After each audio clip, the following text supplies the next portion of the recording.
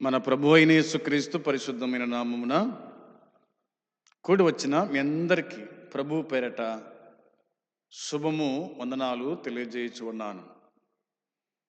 దేవుని వాక్యమైన బైబిల్లో నుండి మనము జీవము ప్రాణము క్రీస్తే అనే అంశం మీద ధ్యానం చేస్తూ వస్తూ ఉన్నాం. ఇప్పటికే మనం 3 సందేశాలు మనం విన్నాం. ఒకటవదిగా వెలుగుచున్న జీవము అని, రెండవదిగా సమృద్ధి అయిన జీవము ప్రభు అయిన యేసుక్రీస్తులో అనే మాట, మూడవదిగా పునరుద్ధానము జీవము నేనే అని ఆయన పలికిన మాటలు మనము ధ్యానం చేశాం. ఈ దినమందు నిత్యమైన జీవము అనే అంశం మీద ధ్యానం చేద్దాం. రోమియోలకు రాసిన పత్రిక పౌలు 5వ అధ్యాయం, రోమపత్రిక 5వ అధ్యాయము 21వ వచనము మనము చదువుకుందాం. మరియు అపరాధము విస్తరించునట్లు ధర్మశాస్త్రము ప్రవేశించెను, అయినను పాపము మరణమును ఆధారము చేసుకొని ఎలాగు ఏలెనో అలాగే నిత్య జీవమును కలుగుటకై నీతి ద్వారా కృపయు మన ప్రభు అయిన యేసుక్రీస్తు మూలముగా ఏలు నిమిత్తము పాపం ఎక్కడ విస్తరించెనో అక్కడ కృప అపరిమితముగా విస్తరించెను. ప్రార్థన. ప్రేమగల యేసయ్య, నీ పరిశుద్ధమైన పాదములకు వందనాలు, స్తోత్రములు, కృతజ్ఞతలు, స్తుతులు చెల్లిస్తూ ఉన్నాము. ఈ దినమందు చదువుకున్న లేఖన భాగం దీవించండి, ఆశీర్వదించండి. వింటున్న వారికి మేలు క్షేమం దయచేయండి. పాపికి రక్షణ, విశ్వాసకి ఆదరణ కలిగించండి. సేవకులను దీవించి బలపరచుమని మీకు అప్పగించుకుంటూ, దినదాసుని కూడా మరుగుపరిచి మీరు మాట్లాడమని యేసుక్రీస్తు నామములో ప్రార్థించి అడిగి స్తుతించి వేడుకుంటున్నాము తండ్రి, ఆమేన్. రోమపత్రిక 5వ అధ్యాయము 20-21 వచనాలు కలిసి ఉన్నాయి. మనము అందులోని మాటలు చదువుకున్నాము. పౌలు మాట్లాడుతూ అపరాధము విస్తరించునట్లు ధర్మశాస్త్రము ప్రవేశించిందంట. అపరాధము విస్తరించడానికి హేతువేంటి? ధర్మశాస్త్రము అనే మాట వ్రాయబడింది.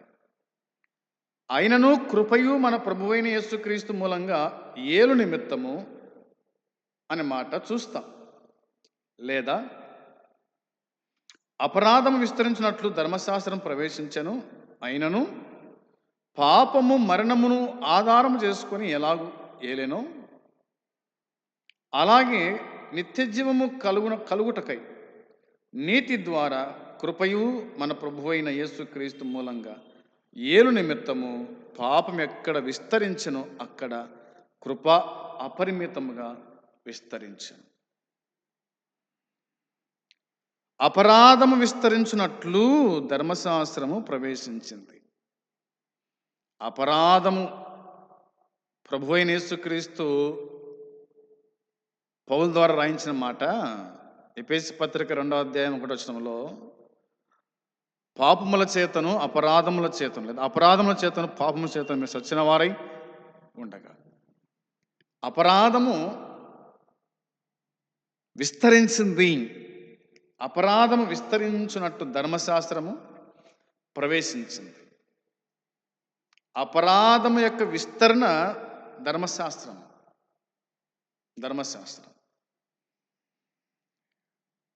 అయినను పాపము మరణమును ఆధారం చేసుకుని ఎలా ఏలెనో అన్నాడు.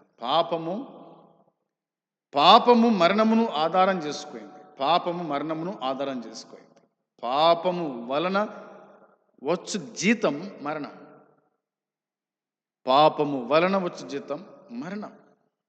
కాబట్టి పాపము మరణమును ఆధారం చేసుకొని ఎలాగూ ఏలెనో అలాగే నిత్య జీవము కలుగుటకై నిత్య జీవము కలుగుటకై నీతి ద్వారా కృపయు మన ప్రభు అయిన యేసుక్రీస్తు మూలంగా ఏలు నిమిత్తము పాపం ఎక్కడ విస్తరించిందో అక్కడ కృప అపరిమితంగా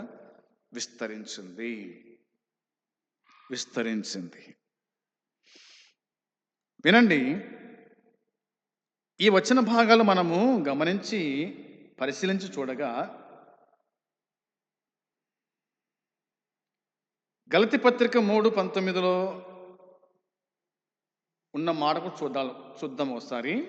గలతీ పత్రిక 3వ అధ్యాయంలో రాయబడిన మాట, 3వ అధ్యాయము 19వ వచనం చూడండి ఒకసారి. 3వ అధ్యాయము 19వ వచనంలో 3:19 అలాగైతే ధర్మశాస్త్రం ఎందుకు?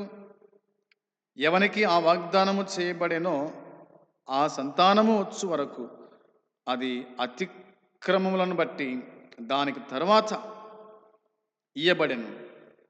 అది మధ్యవర్తి అయితే దేవదూతల ద్వారా నియమింపబడెను అనే మాట కనిపిస్తుంది.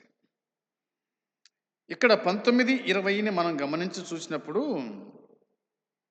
మనకు కనిపించే మాట క్రీస్తు సంతానము అని 16-17 వరకు, క్రీస్తు సంతానం వచ్చు వరకు పాపమును వెల్లడి చేయడమే ధర్మశాస్త్రం విషయంలో దేవుని ఉద్దేశం అని. మరి అపోస్తుల కార్యము 7:38 ప్రకారము మధ్యవర్తిగా ఒక దేవదూత ఉన్నాడు. ఎందుకంటే ధర్మశాస్త్రము ఇద్దరి మధ్య జరిగే ఒడంబడిక అని చెబుతూ ఉంది. దేవుడు ఇశ్రాయేలు ఇద్దరు దానిని పాటించాల్సిన బాధ్యత కలిగి ఉన్నారు అనేది వాక్యం చెబుతుంది. అబ్రహాము నిబంధన ఒక వ్యక్తి మరి ఒప్పిదమే అని ఉంది, ఆదికాండం 15:9-12 వరకు. అవునా? దేవుడు మాత్రమే దానిలో సురకైన పాత్రను పోషించడం ద్వారా అబ్రాహాము ఇక గాఢ నిద్రలో ఉన్నాడు. దేవుడు చేసిన ఏకపక్ష నిబంధన విధానం చూస్తే అర్థమవుతుంది అలాంటి నిబంధన షరతులేంది అనేది దేవుని వాక్యం మనకు జ్ఞాపకం చేస్తుంది. ఇంకా ఏం చెప్తుంది అంటే, బైబిల్ చెప్తున్న మాట ఏమిటంటే, అపరాధము విస్తరించునట్లు పాపమును గూర్చిన జ్ఞానము కలిగించడమే దాని పని అనేది బైబిల్ చెప్తున్న మాట. దీని ద్వారా కృప అవసరం. అందుకోసమే అపరిమితంగా విస్తరించడానికి దేవునికి అవకాశం వస్తుంది అనేది లేఖనం గుర్తు చేస్తుంది. ఏదేమైనా వాక్యం చెబుతున్న మాట మనం ఆలోచన చేయగా నిత్య జీవము కలుగుటకై అనే మాట కనిపిస్తుంది. ఇది నిత్యమైన జీవము, నిరంతరమైనటువంటి జీవము అనేటువంటిది ఈ మాటలు మనకు జ్ఞాపకం చేస్తాయి. ఇదే రోమపత్రిక 6:23 6వ అధ్యాయము 23వ వచనం చూడగా, ఎలాగనగా పాపము వలన వచ్చు జీతం మరణం, అయితే దేవుని కృపావరము మన ప్రభువైన యేసుక్రీస్తునందు నిత్య జీవము అని ఉంది. మన ప్రభువైన యేసుక్రీస్తునందు నిత్య జీవం. అయితే పాపానికి వచ్చు జీతం మరణం. అంటే పాపం చేస్తే మరణము జీతంగా ఇవ్వబడుతుంది.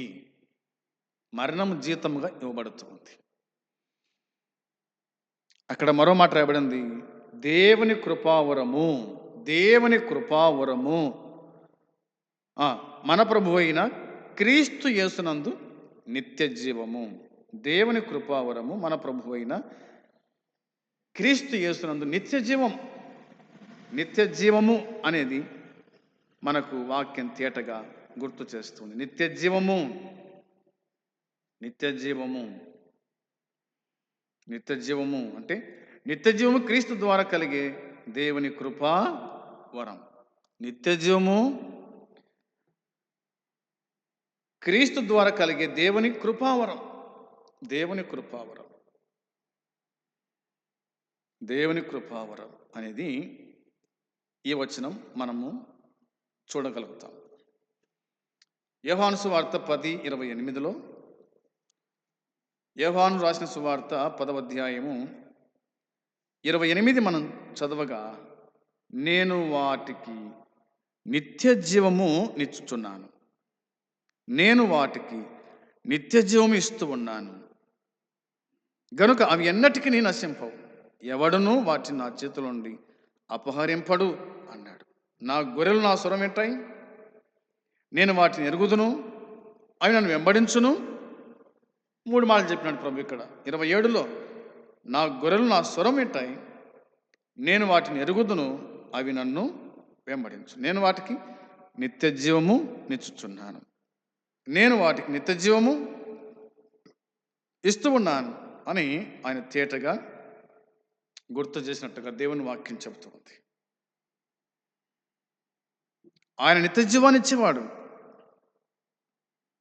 26 కూడా చదవాలి. అయితే మీరు నా గొర్రెలలో చేరిన వారు కారు కనుక మీరు నమ్మరు అని అన్నాడు. నమ్మని వారి గుంపు ఉంది, నమ్మిన వారి గుంపు ఉంది. నమ్మని వారి గుంపు నరకానికి, నమ్మిన వారి గుంపు నిత్య జీవానికి దారితీస్తుంది అనేటువంటిది ఇందులో మనం చూస్తాం. కాబట్టి మరి అపహరించడం అంటే బలవంతంగా లాక్కోవడం, బలవంతంగా లాక్కోవడం. అందుకోసమే దేవుడు జీతగాడే యజమాని అని ఆయన చెప్పినట్టుగా దేవుని వాక్యం మనకు తెలియజేస్తుంది. అందును బట్టి నేను వాటికి నిత్య జీవమును ఇస్తున్నాను గనుక అవి ఎన్నటికీ నశింపవు. దేవుని నిత్య జీవాన్ని ఇస్తే అవి ఎన్నటికీ నశింపవు. అంటే దానిలకు నాశనం రాదు, దానిలకు మరణం రాదు, అవి నిత్యము దేవునితో ఉంటాయి అనేది ఈ వచనం మనకు జ్ఞాపకం చేస్తూ ఉంది. ఇక ఇదే యోహాను రాసిన మాట ఏంటంటే, యోహాను పత్రిక మొదటి పత్రిక 2వ అధ్యాయము 25వ వచనం. మొదటి పత్రిక 2వ అధ్యాయము చూడండి. మొదటి పత్రిక 2వ అధ్యాయము 25వ వచనాన్ని నేను మీకోసమై చదువుతున్నాను. 25వ వచనంలో నిత్య జీవము అనుగ్రహించునన్నది ఆయన తానే మనకు చేసిన వాగ్దానం. అర్థమైందా? నిత్య జీవము అనుగ్రహించునన్నది ఆయన తానే మనకు చేసిన వాగ్దానం. నేను మీకు నిత్య జీవాన్ని అనుగ్రహిస్తాను, ఆయన వాగ్దానము చేసినాడు. వాగ్దానము చేసిన వాడు నమ్మదగిన వాడు. అవునా? వాగ్దానము చేసిన వాడు నమ్మదగిన వాడు అనేది దేవుని వాక్యం చెబుతుంది. నమ్మకంగా నిలిచి ఉండమని యోహాను ఇంతకు ముందు చేసిన నైతిక హెచ్చరికకు వేరుగా, రక్షణ అనేది దేవుని నమ్మకత్వానికి సంబంధించింది, కానీ అది మానవుడు సాధించేది ఏమాత్రం కూడా కాదు అనేది వాక్యంలో మనం చూస్తున్నాం. ఆయన మనకు వాగ్దానం చేసినాడు, ఆ వాగ్దానమును ఆయన నెరవేర్చగలడు అనేది మనకు వాక్యము తేటగా గుర్తు చేస్తూ ఉంది. దీన్ని మనము అర్థం చేసుకునే వారికి ఉండాలని ప్రేమతో గుర్తు చేస్తూ ఉన్నాను. రోమపత్రిక 8:10లో, రోమాపత్రిక 8వ అధ్యాయము 10వ వచనం చూడగా ఇలా వాక్యం చెబుతుంది. చూడండి, 8వ అధ్యాయం 10వ వచనం చూడగా వాక్యం చెప్తున్నమాట, ఎవడైనను క్రీస్తు ఆత్మ లేని వాడైతే వాడైన వాడు కాడు అని ఉంది. ఎవడైనా క్రీస్తు ఆత్మ లేని వాడైతే వాడు ఆయన వాడు కాదు. మనం క్రీస్తు ఆత్మను కలిగి ఉన్న వారమైతే మనము ఆయన వారము, మనము ఆయన ప్రజలము అనేది వాక్యంలో తేటగా మనము గమనించగలుగుతాం. ఇక 5వ అధ్యాయానికి వచ్చేద్దాం. 5వ అధ్యాయం రోమపత్రిక 5వ అధ్యాయము 17వ వచనం 5:17లో మరణము ఒకని అపరాధ మూలమున వచ్చినదై ఆ ఒకని ద్వారానే ఏలిన ఎడల కృపా బాహుల్యమును నీతి దానము పొందువారి జీవము గలవారై మరీ నిశ్చయముగా యేసుక్రీస్తును ఒకని ద్వారానే ఏలుదురు అన్నమాట మనకు కనిపిస్తూ ఉంది. మరణము ఒకని అపరాధ మూలమున వచ్చిందైతే ఆ ఒకని ద్వారానే ఏలిన ఎడల కృపాబాహుల్యమును నీతి దానమును పొందువారు జీవము గలవారై అన్నమాట కనిపిస్తుంది. కృపాబాహుల్యమును నీతి దానము పొందువారు జీవము గలవారై అన్నమాట కనిపిస్తుంది. మనము జీవం గలవారం, మనం జీవించుతున్నాం. దేవుడు జీవించే ప్రాణి కదా, మనం జీవించే ప్రాణులం అయినాం. దేవుడు మనకు జీవాన్ని ఇచ్చాడు, అందుకే మనము సజీవ లెక్కలో ఉన్నాం అనేది వాక్యంలో మనము చూడగలుగుతాం. ఇంకా చివరికి ఒక మాట చూడండి, 6:12లో రాయబడిన మాట, రోమపత్రిక 6:12లో రాయబడిన మాట, కాబట్టి శరీర దురాశలకు లోబడినట్లుగా చావునకు లోనైన మీ శరీరమందు పాపమును ఏలనీయకుడి అన్నాడు. కాబట్టి పాపాన్ని మనం ఏలనీయకుండా చూసుకోవాలా. దేవుని ఆత్మ కలిగిన వాళ్ళం, జీవం కలిగిన వాళ్ళం కాబట్టి పాపమునకు ఏమాత్రం కూడా చోటు లేకుండా మనం చూసుకోవాలనేటువంటిది ఈ వచనం మనకు పూర్తిగా జ్ఞాపకము చేస్తూ ఉంది. అందుని బట్టి శరీర దురాశలకు లోబడినట్లుగా చావునకు లోనైన మీ శరీరమందు పాపం ఏలనీయకండి అంటూ, మీ అవయవములను దుర్నీతి సాధనములుగా పాపమునకు అప్పగింపకుడి, అయితే మృతుల్లో నుండి సజీవులమనుకొని మిమ్మల్ని మీరే దేవునికి అప్పగించుకోండి అన్నాడు. మీరు దేవునికి అప్పగించుకోండి, ఎందుకంటే మీరు దేవుని పిల్లలు. మిమ్మల్ని మీరు దేవునికి అప్పగించుకోండి, మీరు దేవుని వాళ్ళు అని పౌలు భక్తుడు జ్ఞాపకం చేశాడు. ఇందులో నిత్యమైన జీవం ఉంది అనేది మనకు కనపడుతుంది. శరీరము చనిపోతుంది, ఆత్మ జీవిస్తుంది. శరీరము మట్టి పాలవుతుంది, ఆత్మ దేవుని వశము అవుతుంది. కాబట్టి మనం జీవాధిపతిని నమ్మినడల ఆ జీవాన్ని దేవుడు మనకు సమృద్ధిగా అనుగ్రహిస్తాడు. ఆ జీవాధిపతి మనకు ప్రాణం పెట్టినవాడు, సమాజబడి తిరిగి లేచాడు, మన పాపాలు కడిగి పరిశుద్ధపరిచినాడు. ఆయన యందు విశ్వాసం ఉంచి భక్తి జీవితంలో ముందుకు సాగుతాం. అట్టి కృప దేవుడు మనకందరికీ అనుగ్రహించునుగాక. ఆమెన్. ప్రేమ దయగలిగిన తండ్రి, మీ కొందనాలు స్తోత్రం స్తుతులు చెల్లించుకుంటున్నాం. మీరు అందించిన లేఖన సత్యం దీవించండి, ఆశీర్వదించండి. ఎంతమంది వినగలిగినో వారి జీవితాల్లో కార్యం జరిగించి ప్రతిఫలం దయచేయండి. మరొక అంశంతో మేము కలుసుకోవడానికి కృప దయచేయమని మీకు అప్పగించుకుంటూ యేసయ్య నామంలో అడిగి వేడుకుంటున్నాము తండ్రి. ఆమేన్. అందరికీ వందనాలు తెలియజేస్తూ